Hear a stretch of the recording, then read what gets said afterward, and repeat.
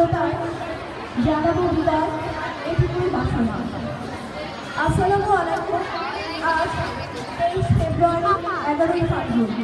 আজ থেকে ঠিক 1 মাস আগে অর্থাৎ গত 23 জানুয়ারি সালবাবানু আপা তার দীর্ঘ কর্মজীবন থেকে অবসর নিয়েছেন।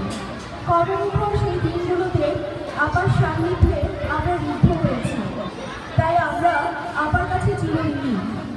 আজকের এই আয়োজনটি সেই ঋণ শোধ করবার কিঞ্চিত প্রয়াস মাত্র। আপাতার নামের মাহাত্ম্য আমরা যারা সহকর্মী আছেন ও যারা ছাত্রী তাদের শিখিয়েছেন। আপার নামের অর্থ আরবি এবং উর্দুতে হল নিরাপদ ও শান্তিপূর্ণ।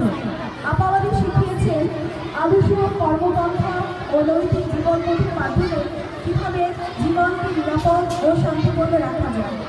তাই আমাকে জানাই হৃদয়ের অন্তঃস্থল থেকে গভীর অভিবাদন। আপার জন্য